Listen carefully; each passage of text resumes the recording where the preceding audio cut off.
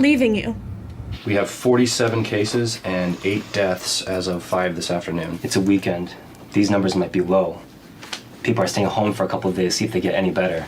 So at this point, I think we have to believe this is respiratory. Maybe fomites, too. What's that, fomites? It refers to transmission from surfaces. The average person touches their face 2,000 or 3,000 times a day. 2,000 or 3,000 times a day? 3 to 5 times every waking minute.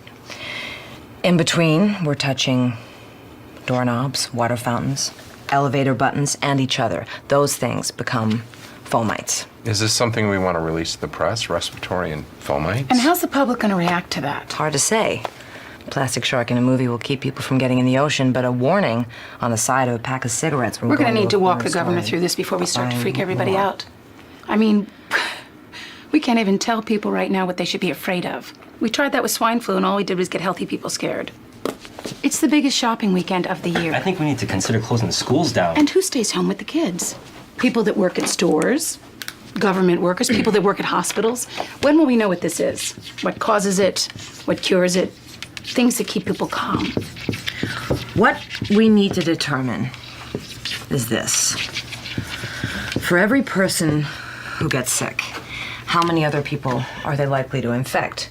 So, for seasonal flu, that's usually about 1.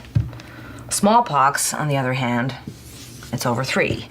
Now, before we had a vaccine, polio spread at a rate between 4 and 6. Now, we call that number the R0. R stands for the reproductive rate of the virus. Any ideas what that might be for this? How fast it multiplies depends on a variety of factors. The incubation period, how long a person is contagious. Sometimes people can be contagious without even having symptoms. We need to know that too. And we need to know how big the population of people susceptible to the virus might be. So far, that appears to be everyone with hands, a mouth, and a nose. Once we know the R0, we'll be able to get a handle on the scale of the epidemic. So it's an epidemic now. An epidemic of what? We sent samples to the CDC. In 72 hours, we'll know what it is, if we're lucky. Clearly, we're not lucky.